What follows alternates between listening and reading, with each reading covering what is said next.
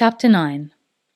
Halt had been waiting in the darkness for over an hour when he heard the sound of someone moving through the low shrubs close to him.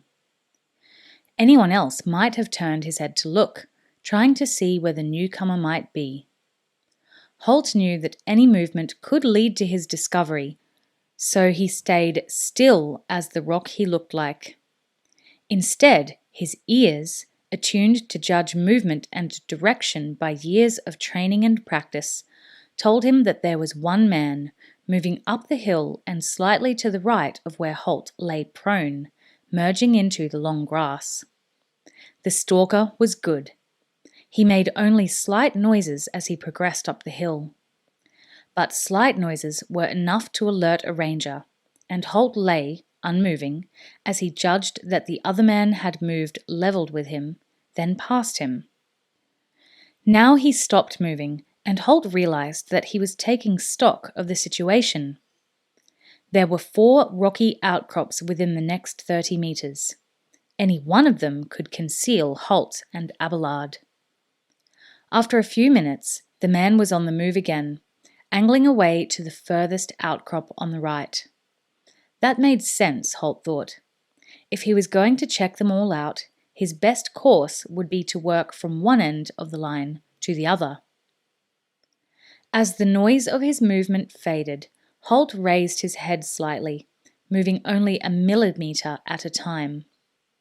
He let out the low, gurgling chuckle that he had rehearsed with Abelard. Instantly, the noise of the outsider's movement stopped as he tried to ascertain whether the sound was natural or not.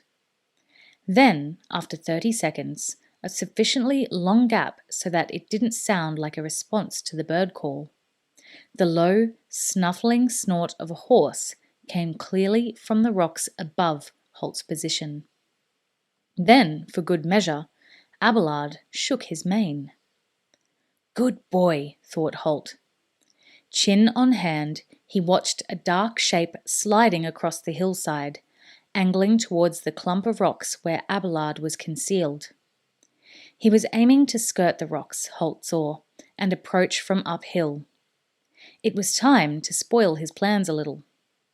Stealthily, the ranger began crawling after the other man. He moved with remarkable speed, making no sound and seeming to glide snake-like over the ground on his belly. He could see the other man still, a dark, crouching shape in the night, and hear the slight sounds that he made. Halt, even moving on his belly, was gaining ground on him, approaching him from directly behind and downhill. Once, his quarry stopped moving and glanced quickly around him. He was obviously no novice at this game. But rangers weren't novices either. In fact, they were past masters at this form of unseen movement. As the crouching man stopped, Halt froze instantly. His face was up, but he knew it was shadowed by his cowl. He also knew that if he dropped his head to hide his face, the movement would catch the other man's eye. Trust the cloak. He'd dinned that lesson into Will's brain hundreds of times. Now he took note of it himself. The man's gaze passed over him, seeing nothing to alarm him. Then he faced back up the hill and began moving again. After a few seconds to make sure it wasn't a feint, that the man hadn't seen anything he felt was suspicious, Halt followed. He was only a few metres behind his quarry now. He realised he could actually hear the man's breathing. He's tense, Halt thought. With his veins charged with adrenaline, the stalker's breath was coming more heavily, probably without his realising the fact. If he looked around now, cloak or no cloak, he was bound to see Halt right behind him. It was time to act. Halt rose slowly from the ground and crept forward in a low crouch, one of the strikers clenched in his right fist. Perhaps Halt made some infinitesimal noise, or perhaps the other man just sensed a presence behind him, but he started to turn, a few seconds too late. Halt swung an overhand blow and brought the striker knob down hard onto the man's skull, just behind the left ear. He felt the shock up his arm as the man emitted a strangled grunt and collapsed, limp as a rag, onto the ground. Still in a crouch, Halt grabbed him under the arms and quickly dragged him into the shelter of the rocks. Abelard looked at him curiously, but made no sound. "Good boy," Halt said briefly. The horse responded by raising, then lowering his head. "Let's see what we have here," Halt said, and rolled the unconscious man onto his back. The would-be stalker was armed with a small arsenal of weapons. There was a short sword slung across his back. In addition, he had a long, stabbing dagger in a belt sheath, another smaller knife in a scabbard strapped to his left forearm, and a third tucked into the cuff of his boot. Halt examined them briefly. Cheap weapons, but kept well sharpened. He tossed them to one side. There was a length of cord looped around the man's left shoulder. It was just over a meter in length and had a weighted ball at either end. A bolo, Halt recognized. A hunting weapon designed to be whirled around the head and thrown at a target's legs. When the rope snagged the target, the weighted ends would whip around, tripping the victim and binding its feet together.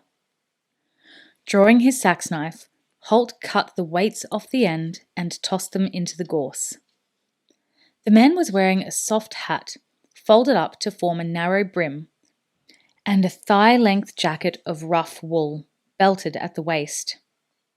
Halt fastened the stalker's thumbs together with a pair of wood and rawhide thumb cuffs. Slipping the man's patched and shabby boots off, he fastened his big toes with another pair of cuffs, wrinkling his nose at the rank smell of the man's feet. When his prisoner was secured, he slipped his hands under the man's arms and dragged him to a large rock, leaning his shoulders against it. Then Halt sat down to wait for him to regain consciousness. After several minutes, he moved away from the downwind position he had taken, his nose twitching again. "Those feet of yours smell like something crawled into your boots and died there," he said softly. There was no reply. It was some 15 minutes later that the man emitted a shuddering sigh. His eyelids flickered open and he shook his head to clear it. Involuntarily, he tried to reach up to rub his eyes, then discovered that his hands were fastened securely behind his back. He struggled briefly against the restraint, then winced and uttered a cry of pain as the leather thong of the thumb cuffs cut into the soft skin at the base of his thumbs. "Stay still and you won't hurt yourself," Halt told him quietly. The man looked up in alarm, registering Halt's presence for the first time. The ranger had been sitting, quiet and unmoving, only a few meters away. Halt now saw a bewildered look pass over the unshaven face as the man tried to recall what had happened, how he had arrived in this predicament. From the expression on his face, he had no idea. Then bewilderment gave way to anger. "Who are you?" he demanded roughly. His aggressive tone left no doubt that he was used to berating people to get his own way. Halt smiled thinly. Had the man known anything about the grey-bearded figure sitting opposite him, that alone would have been enough to set alarm bells ringing. Halt rarely smiled, and even more rarely was it a sign of good humour. "No," he said calmly. "I think that's my question. Who are you? What's your name?" "Why should I tell you?" the outsider demanded. His tone was still blustering and overbearing. Halt scratched his ear reflectively for a second or two, then replied, "Well, let's just take stock of this situation, shall we? You're the one who's sitting there trussed up like a Yuletide goose. You can't move. Your head probably aches. and for the time being, you have 2 ears." For the first time, a shadow of fear passed across the man's face. Not so much at the statement that he was tied hand and foot, more at the non sequitur about his ears. "My ears?" he said. "What have they got to do with it?" "Just this," Halt told him. "If you don't stop talking as if you're in charge of things, I'll remove one of them for you." There was a whisper of steel on leather as Halt drew his sax knife. The razor-sharp blade gleamed dully in the starlight as he held it up for the outsider to see. "Now," he repeated, "what's your name?" The thin smile had disappeared from Halt's face now, and there was an edge in his voice that told his prisoner the time for discussion was past. His eyes dropped from Halt's, the light of anger in them quickly fading. "It's Collie," he said. "Collie Deekers. I'm an honest mill worker from Horsdale."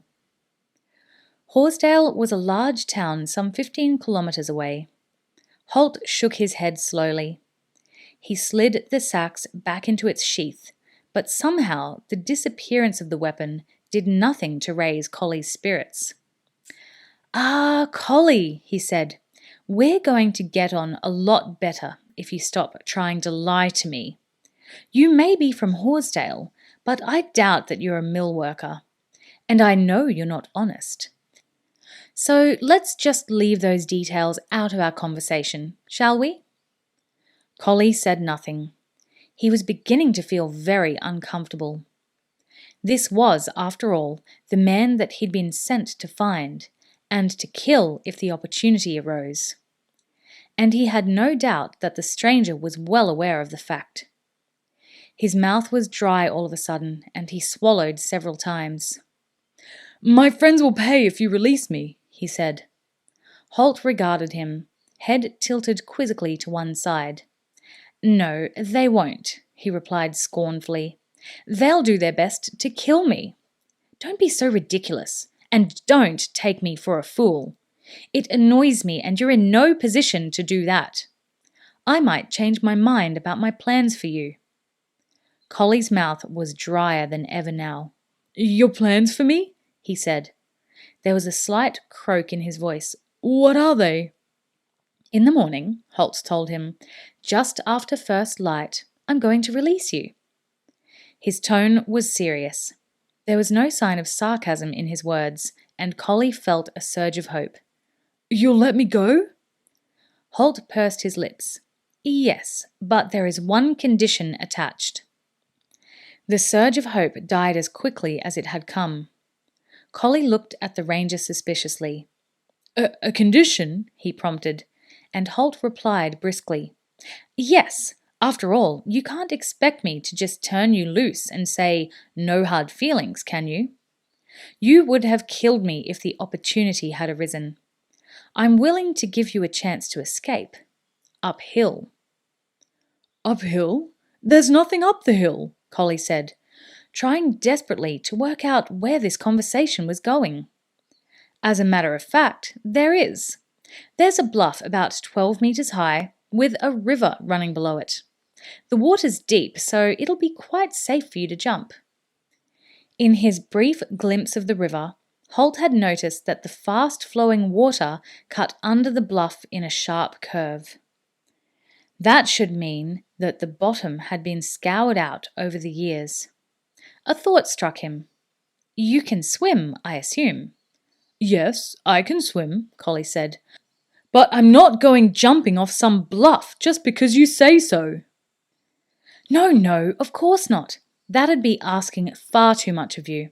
You'll jump off because if you don't, I'll shoot you. It'll be the same effect, really. If I have to shoot you, you'll fall off. But I thought I'd give you a chance to survive." Halt paused, then added, "Oh, and if you decide to run downhill, I'll also shoot you. Uphill and off is really your only chance of survival." "You can't be serious," Collie said. "Do you really?" But he got no further. Halt leaned forward, putting up a hand to stop the outburst. His face was quite close to Collie's as he spoke, and his voice was very serious. "Collie, take a good, long look into my eyes and tell me if you see anything at all that says I'm not deadly serious." His eyes were deep brown, almost black. They were steady and unwavering, and there was no sign of anything there but utter determination. Collie looked at them, and after a few seconds, his eyes dropped away. Halt nodded as the other man's gaze slid away from his. "Good. Now we've got that settled. You should try to get some sleep. You've a big day ahead of you tomorrow."